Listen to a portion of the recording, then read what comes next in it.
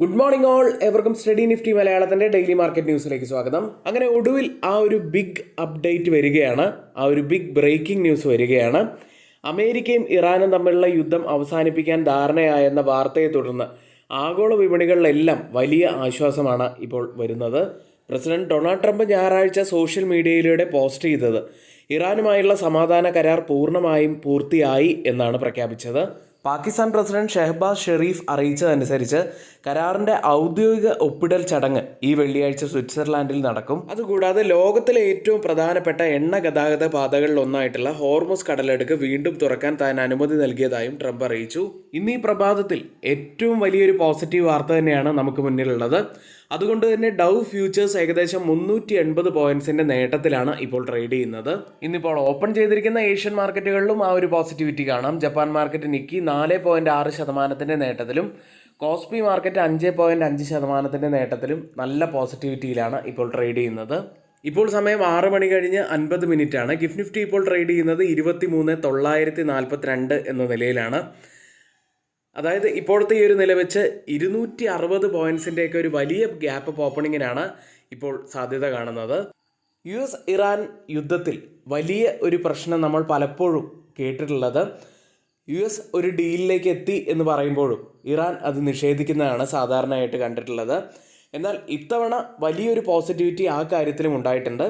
ഇറാന്റെ ഉപവിദേശകാര്യമന്ത്രി കാസിം ഖരീദാബാദി ഔദ്യോഗികമായി സ്ഥിരീകരിക്കുന്നത് അമേരിക്കയും ഇറാനും തമ്മിലുള്ള ഒരു ധാരണാപത്രം അന്തിമ രൂപത്തിൽ ആയി എന്ന് തന്നെയാണ്. ഇന്നു മുതൽ യുദ്ധവും സൈനിക നടപടികളും സ്ഥിരമായി അവസാനിപ്പിക്കും എന്ന് കാസിം ഖരീദാബാദി അറിയിച്ചു.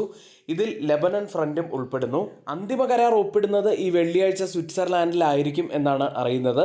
അതിനുശേഷം അടുത്ത 60 ദിവസത്തിനുള്ളിൽ ആണവ പദ്ധതി, ഉപരോധ ഇളവുകൾ തുടങ്ങിയ വിഷയങ്ങളിൽ കൂടുതൽ ചർച്ചകൾ നടക്കും. ഇനി ഏറ്റവും പ്രധാനപ്പെട്ടത്, ആഗോള എണ്ണ വിലയിൽ വലിയ ഇടിവുണ്ടാവുകയാണ്. ലോകത്തിൻ്റെ ശ്വാസനാളം എന്നറിയപ്പെടുന്ന ഹോർമുസ് കടലെടുക്ക് വീണ്ടും തുറക്കുന്നതിലൂടെ ഇപ്പോൾ ബ്രണ്ട് ഫ്യൂച്ചേഴ്സൊക്കെ 5% ഇടിവിലാണ് പുലർച്ചെ ട്രേഡ് ചെയ്തിരുന്നത്. ഇനി ഈ ഓയിൽ പ്രൈസ് കുറയുന്നത് കൊണ്ട് തന്നെ ഇന്ത്യൻ വിപണിക്ക് എന്തൊക്കെ പോസിറ്റീവായിട്ടുള്ള കാര്യങ്ങളാണ് സംഭവിക്കാൻ പോകുന്നത് എന്ന് നോക്കാം. ക്രൂഡ് ഓയിൽ വില കുറയുന്നത് ഇന്ത്യൻ വിപണിക്ക് വലിയ ഒരു പോസിറ്റിവിറ്റി ആണ് എന്ന് നമുക്ക് പൊതുവിൽ അറിയാവുന്നതാണ്. എന്നാൽ അത് ഡീറ്റെയിൽ ആയി നോക്കുകയാണെങ്കിൽ അത് ആദ്യം തന്നെ ഉണ്ടാക്കുന്നത് ഇൻഫ്ലേഷൻ സമ്മർദ്ദം കുറയ്ക്കും എന്നതാണ്. ഇപ്പോഴും RBIയുടെ ഒരു ടാർഗറ്റിന് താഴെയായിട്ടാണ് ഇൻഫ്ലേഷൻ വീണ്ടും പുറത്തു വന്നിരിക്കുന്നത്.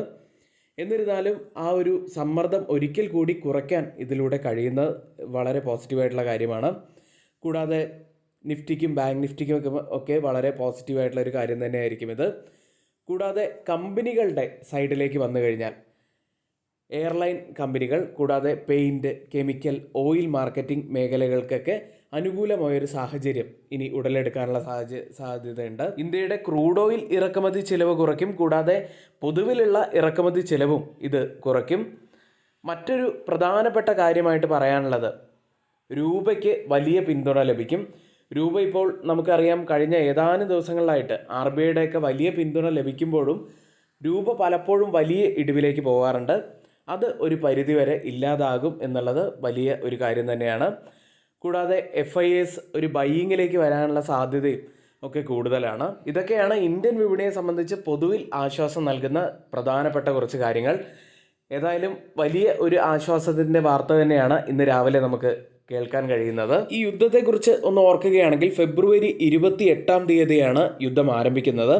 അമേരിക്കയും ഇറാനും സംഘർഷം ഇന്നേക്ക് ഏകദേശം 107 ദിവസം പിന്നിട്ടിരിക്കുകയാണ്. 3 മാസത്തിലധികം ഈ യുദ്ധം നീണ്ടു നിന്നപ്പോൾ തന്നെ നമ്മളെപ്പോലുള്ള സാധാരണ ജനങ്ങളെ കൂടി ഈ യുദ്ധം സാരമായി തന്നെ ബാധിച്ചു എന്ന് പറയാം. ഗ്യാസ് കിട്ടാത്തതിൻ്റെ ബുദ്ധിമുട്ട്, കൂടാതെ സാധനങ്ങളുടെ വിലക്കയറ്റം, പെട്രോൾ ഡീസലിൻ്റെ വിലക്കയറ്റം, ഇതൊക്കെ വലിയ തോതിൽ തന്നെ നമ്മളെപ്പോലുള്ള സാധാരണ ജനങ്ങളെയും ബാധിച്ചു കഴിഞ്ഞിട്ടുണ്ട്. ഇന്നത്തെ ഏറ്റവും ഹൈലൈറ്റ് ആയിട്ടുള്ള വാർത്തയാണ് നമ്മളിവിടെ പറഞ്ഞു പോയത്.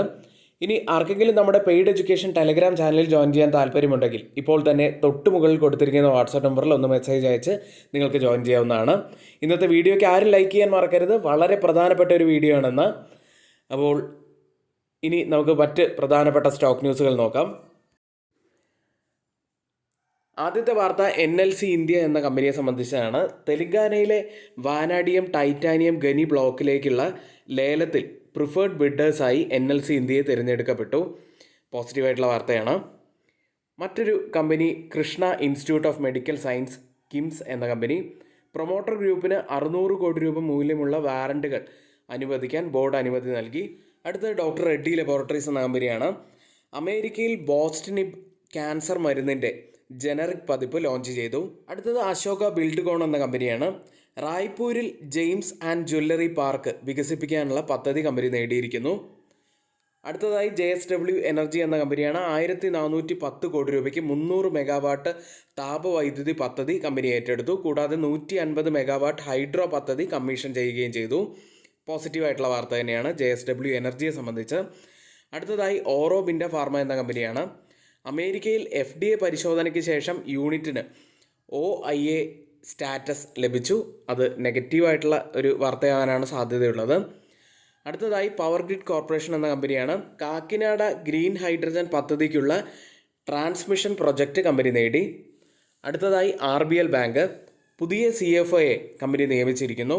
അടുത്തത് SCPC എന്ന കമ്പനിയാണ്. സ്റ്റീൽ അതോറിറ്റി ഓഫ് ഇന്ത്യയിൽ നിന്ന് 673 കോടി രൂപ വിലമതിക്കുന്ന സ്റ്റീൽ വിപുലീകരണ പദ്ധതി കമ്പനി നേടി. SCPC ഇന്ന് ഫോക്കസിൽ ഉണ്ടാവുന്ന ഒരു കമ്പനിയാവാൻ സാധ്യതയുണ്ട്. അടുത്തത് IPK ലബോറട്ടറീസ് എന്ന കമ്പനിയാണ്. പുതിയ ബയോജനിക് ടെക്നോളജി ലൈസൻസിംഗ് കരാർ കമ്പനി ഒപ്പുവെച്ചു. അടുത്തത് ഹിന്ദുസ്ഥാൻ പെട്രോളിയം കോർപ്പറേഷൻ എന്ന കമ്പനി. ഓഹരിക്ക് 19.25 എന്ന രീതിയിൽ അന്തിമ ഡിവിഡൻഡ് കമ്പനി പ്രഖ്യാപിച്ചു. അടുത്തത് കരൂർ വൈശ്യ ബാങ്ക് എന്ന കമ്പനിയാണ്. FCNR ഡെപ്പോസിറ്റേഴ്സ് പലിശ 7% ഉയർത്തി. അടുത്തത് മീഷോ എന്ന കമ്പനിയാണ്. കിറാന ക്ലബിനെ 202 കോടി രൂപയ്ക്ക് കമ്പനി ഏറ്റെടുത്തു. ഇനി സ്റ്റഡി നിഫ്റ്റി മലയാളത്തിൻ്റെ ഏറ്റവും പ്രധാനപ്പെട്ട ഇപ്പോൾ നടന്നുകൊണ്ടിരിക്കുന്ന ബിഗിനേഴ്സിനായിട്ടുള്ള കോഴ്സിൽ ഇപ്പോഴും ആർക്കെങ്കിലും ജോയിൻ ചെയ്യണമെങ്കിൽ തൊട്ടുമുകളിൽ നമ്മളിവിടെ ഒരു വാട്സപ്പ് നമ്പർ നൽകിയിട്ടുണ്ട്. ആ നമ്പറിൽ മെസ്സേജ് അയച്ച് നിങ്ങൾക്ക് ജോയിൻ ചെയ്യാവുന്നതാണ്. നിങ്ങൾക്ക് ഒത്തിരിയേറെ ഉപകാരപ്രദമാവാൻ സാധ്യതയുള്ള ധാരാളം കാര്യങ്ങൾ ഉൾക്കൊള്ളിച്ചുകൊണ്ടുള്ള ക്ലാസ്സുകളാണ്. Technical analysis, fundamental analysis, trading analysis, കൂടാതെ ഓപ്ഷൻ ട്രേഡിംഗ് തുടങ്ങിയ എല്ലാ മേഖലകളിലൂടെയും ഈ കോഴ്സ് കടന്നു പോകും. അതുകൊണ്ട് തന്നെ ആർക്കെങ്കിലും ജോയിൻ ചെയ്യണമെങ്കിൽ ഇപ്പോൾ തന്നെ തൊട്ടുമുകളിലെ ഈ കൊടുത്തിരിക്കുന്ന വാട്സപ്പ് നമ്പറിൽ ഒന്ന് മെസ്സേജ് അയച്ച് നിങ്ങൾക്ക് ജോയിൻ ചെയ്യാവുന്നതാണ്. ഇന്നിവിടെ നമ്മൾ പറഞ്ഞ എല്ലാ കാര്യങ്ങളും ഏറ്റവും ഓതറൈസ്ഡ് ആയിട്ടുള്ള സൈറ്റുകളായ Moneycontrol, Mint, Reuters, CNBC, financial express തുടങ്ങിയ മാധ്യമങ്ങളിൽ നിന്നാണ് എടുത്തിരിക്കുന്നത്. മറ്റുള്ളവയെല്ലാം നമ്മുടെ വ്യൂസ് മാത്രമാണ്, ഒരിക്കലും റെക്കമെൻഡേഷൻ അല്ല, നിങ്ങളുടെ എഡ്യൂക്കേഷണൽ പർപ്പസിന് വേണ്ടി മാത്രമാണ് ഷെയർ ചെയ്യുന്നത്. എങ്കിൽ ഇന്നത്തെ ഈ വീഡിയോ ഇവിടെ പൂർത്തിയാവുന്നു. ഏവർക്കും നന്ദി.